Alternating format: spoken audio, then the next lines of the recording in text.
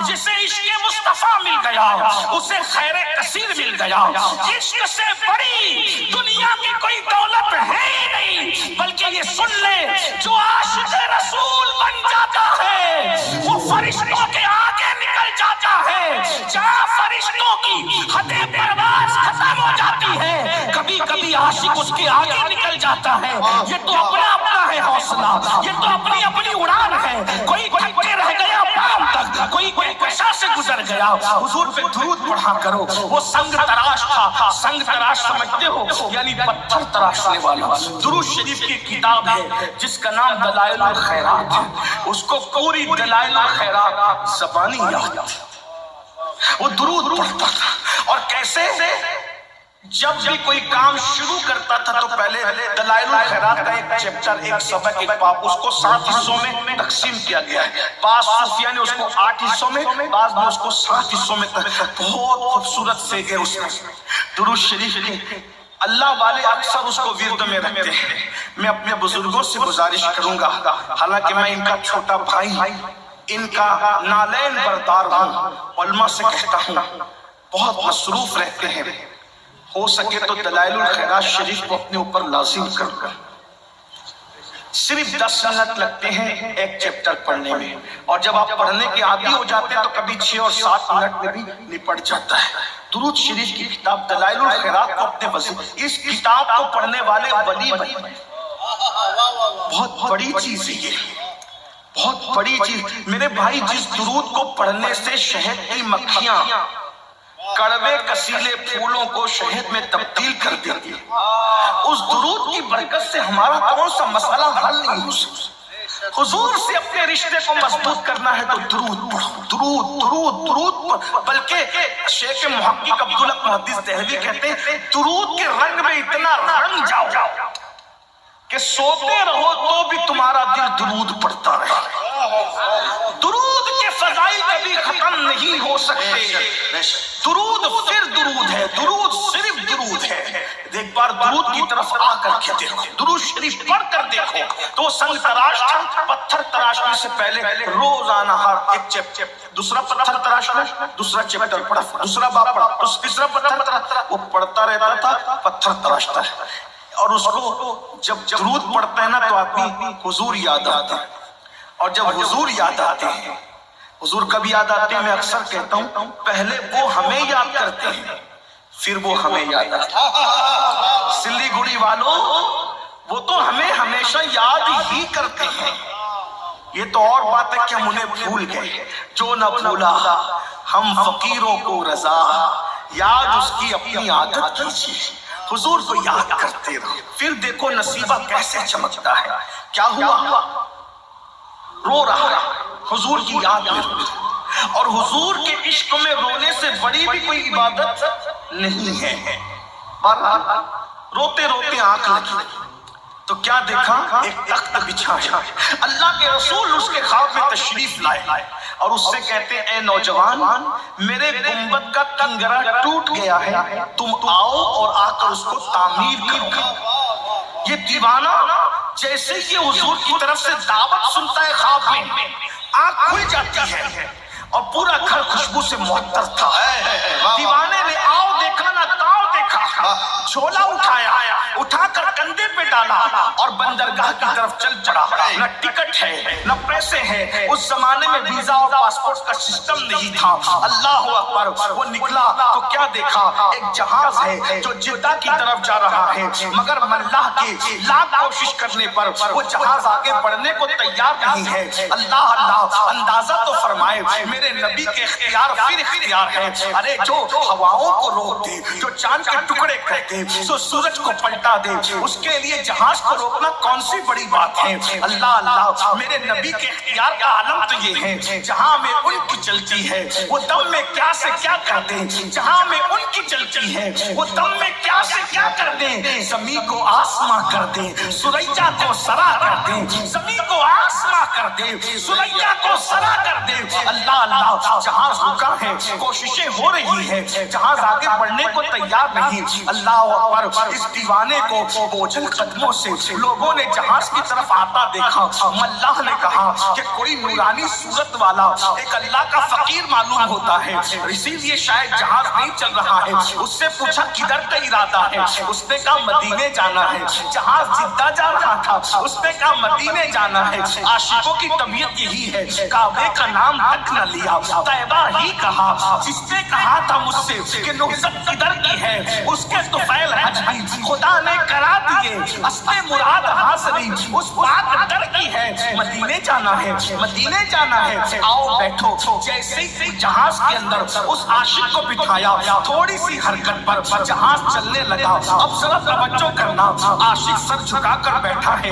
دن تیزی کے ساتھ گزرتے نہیں ہیں، اس لیے کہ ہجر کے لمحات بہت جلدی نہیں گزرا کرتے، وصل کے لمحات بہت تیزی سے گزرتے ہیں. آپ جانتے ہیں ہم جیسے گرے پڑے لوگ مدینہ منورہ جاتے ہیں تو دل چاہتا ہے کہ اڑ کر کے چلے جائیں. وہ تو بہت بڑا عاشق تھا، وہ تو سچا عاشق رسول تھا، اس کے لیے بہت بار ہو رہا تھا. بہرحال جدہ کے قریب جب جہاز پہنچا، اس کو خیال آیا سب کو اس کے معلم لینے آئیں گے. میرا تو کوئی معلم ہی نہیں ہے، مجھے کون لینے آئے گا؟ لیکن جیسے ہی جہاز سے اتر رہے تھے، حیرت ہوئی کہ مدینہ منورہ کے گورنر، مدینہ منورہ کے خلیفہ وہاں پر موجود ہیں اور ہر آنے والے سے پوچھتے ہیں گجرات سے سنگ تراش تم ہو، گجرات کے سنگ تراش تم ہو. گجرات کے سب لوگ بڑھتے جاتے ہیں. آخر یہ جھولا لے کر پھٹے پرانے کپڑے پر اللہ اکبر، اللہ کا فقیر عاشق رسول درود پڑھتے نکلا. تو کہا تم سنگ تراش ہو، گجرات سے آنے والے ہو؟ ہاں میں ہی ہوں. لیکن تمہیں کیسے پتا کہ میں سنگ تراش گجرات سے آنے والا ہوں؟ اللہ اکبر. اور تم کون ہو؟ انہوں نے کہا میں شریف مدینہ ہوں، مدینہ منورہ کا گورنر ہوں. مدینہ کا گورنر میرے لیے پوچھ رہا ہے؟ آخر تمہیں پتا کیسے چلا کہ میں گجرات کا سنگ تراش ہوں؟ کہا سنو، خواب میں مصطفیٰ جان رحمت تشریف لائے تھے اور میرے آقا نے فرمایا شریف مدینہ اگر مجھے اپنا مہمان بنانا چاہتے ہو تو میرا ایک عاشق سنگ تراش گجرات سے آ رہا ہے، اس کی خدمت کرنا گویا تم نے میرے مہمان بنانا، گویا کہ تم نے مجھے اپنا مہمان بنا لیا. اللہ اکبر. عاشق سو رو پڑا. میں تو سوچ رہا تھا مجھے جدہ سے کون لے جائے گا، مگر وارے مصطفیٰ جان رحمت تمہاری مہمانی پر قربان، تمہاری شان میزبانی پر قربان. وقت کے تاجدار کو ایک فقیر کے لیے ساحل سمندر پہ کھڑا کر دیا اور اس کے بعد شریف مدینہ پورے ٹھاٹ باٹ کے ساتھ اس عاشق رسول کو مدینہ منورہ لے جاتا ہے. یہ کھا لے، یہ کر لے، وہ کر لے، کچھ نہیں. میں جس کام کے لیے آیا ہوں اسی کام سے مجھے جانا ہے. کیا کام سے آئے ہو؟ حضور نے فرمایا میرا کنگرا ٹوٹ گیا ہے، گنبد کا تمہیں تعمیر کرنا ہے. ارے کروڑوں امتیوں میں کنگرے کی تعمیر کے لیے نگاہ کس پہ پڑ رہی ہے؟ درود پڑھنے والے عاشق پہ پڑ رہی ہے، حضور کے ڈنکے بجانے والے عاشق پہ پڑ رہی ہے. اللہ اکبر. وہ پھر عاشق رسول غسل کرتا ہے، اپنے پھٹے پرانے کپڑے پہنتا ہے اور ساز و سامان لے کر گنبد کی طرف چڑھتا ہے. ہائے ہائے، ہزاروں اقطاب و ابدال نگاہوں سے جس گنبد کو بوسہ دیتے ہیں، اس گنبد پہ چڑھنے کا شرف جسے نصیب ہو رہا ہے وہ گجرات کا ایک معمولی سا سنگ تراش ہے. اندازہ تو فرمائے کمر میں رسی باندھ کر وہ چڑھا. اس کے بعد اس نے گنبد کا کنگرا تعمیر کیا. سب انتظار میں کھڑے تھے، چلو آئیں گے تو خدمت کریں گے، آئیں گے تو میزبانی کریں گے، آئیں گے تو مہمان نوازی کریں گے. لیکن جب کنگرا تعمیر ہوا وہ گنبد پہ لپٹ گیا، اس کی گردن ڈھلک گئی. لوگ انتظار کر رہے تھے آؤ تو خدمت کریں، آؤ تو خدمت کریں. جب دیر تک کوئی آواز نہ آئی تو خادموں کو اوپر چڑھایا گیا تو لوگوں نے بتایا اس کی تو روح قفس عنصری سے پرواز کر چکی ہے. جب تیری یاد میں دنیا سے گیا ہے کوئی، جان لینے کو دلہن بن کے قضا آتی ہے. اس کی قسمت پہ فدا تخت شہید کی راحت، خاک طیبہ پہ جسے چین کی نیند آئی دیکھو درود نے اس کو کہاں پہنچا دیا. اس لیے جب بھی حضور کا ذکر ہو صلی اللہ علیہ अलैहि वसल्लम कहा करो, हुजूर पे दुरूद पढ़ा करो। वाजिब कितनी मर्तबा है, फर्ज कितनी मर्तबा है, मैं इसमें नहीं उलझाना चाहता। मैं तो कहता हूँ हम इश्क के बंदे हैं। जब जब यार का नाम लिया जाए तब तब हुजूर पे दुरूद पढ़ा जाए, जब जब यार का नाम लिया जाए हुजूर पे दुरूद पढ़ा जाए। तीसरी और आखिरी बात अल्लाह के रसूल फरमाते हैं, जब मैं तीसरे सीने पे मैंने कदम रखा तो जिब्रील ने कहा, या अल्लाह, जो अपने माँ बाप में से किसी को बुढ़ापे में पाए, एक को या दोनों को, और उनकी खिदमत करके वो अपने ऊपर जन्नत लाजिम न कर ले, तो उनको भी अपनी रहमत से दूर कर दे। हुजूर फरमाते मैंने उस पे भी आमीन कहा।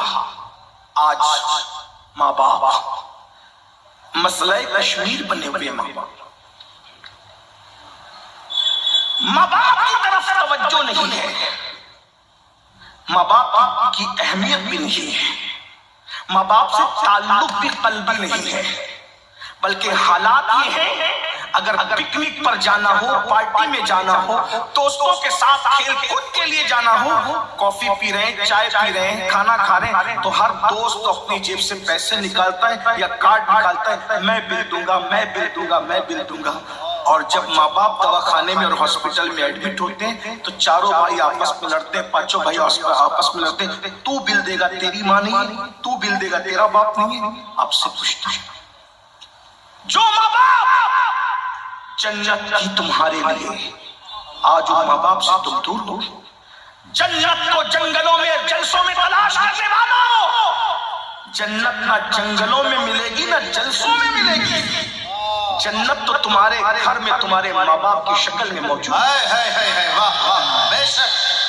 मैं चंद दिनों पहले सौराष्ट्र गुजरात के इलाके में गया था, वहां के लोग सैयदों से बहुत प्यार करते हैं। वो बिल्कुल बॉर्डर का जो इलाका है, बाड़मेर वगैरह का इलाका, कई फुट दूर जूते और चप्पल उतार कर फिर सैयदों से मिलने आते हैं और बगैर नजर के कोई नहीं मिलता।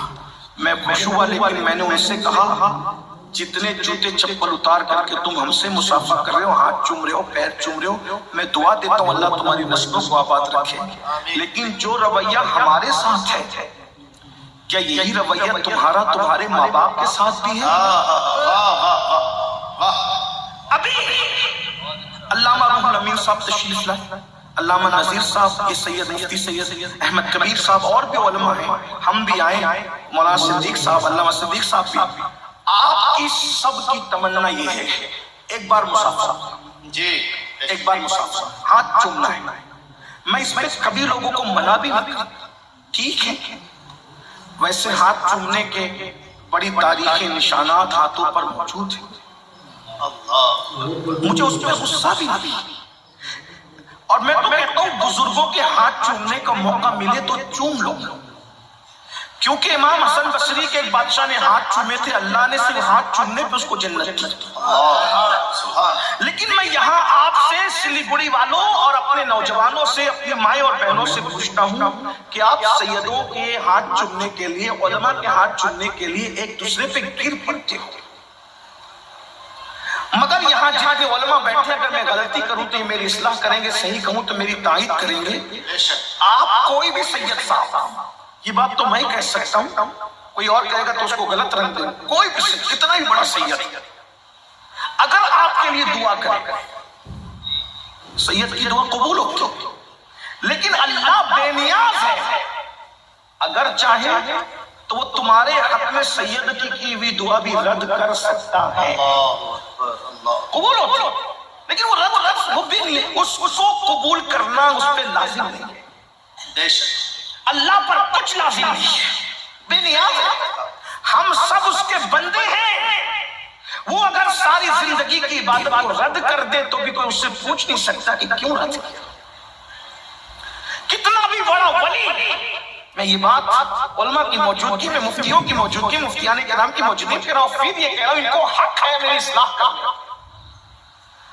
कितना भी बड़ा वली अगर दुआ करे, अल्लाह बेनियाज है, वलियों की दुआ वो कबूल करता है, लेकिन अगर चाहे तो वो वली की दुआ जो आपके हक में हो रही वो रद्द भी कर सकता है, वो कर सकता है, पॉसिबल है, मुमकिन है, क्योंकि वो बेनियाज है, वो बेनियाज है।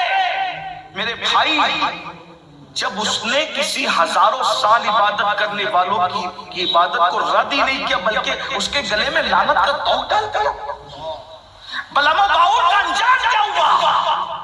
میرے بھائی غور کرو، سوچو، اپنے ماں باپ کو ستانے والوں، ماں باپ کو تکلیف پہنچانے والوں، ماں باپ کا دل دکھانے والوں، ماں باپ کو اذیت دینے والوں، کسی کی بھی دعا، بڑے سے بڑے بزرگ، بڑے سے بڑے سید، بڑے سے بڑے پیر کی دعا اللہ قبول ہی کرتا ہے، لیکن اگر چاہے تو رد کر دے۔ لیکن اللہ کے سچے رسول نے فرمایا جب تمہارے ماں باپ تمہارے لیے دعا کرتے ہیں تو اللہ ماں باپ کی دعا کو اولاد کے حق میں کبھی رد نہیں کرتا، کبھی رد نہیں کرتا۔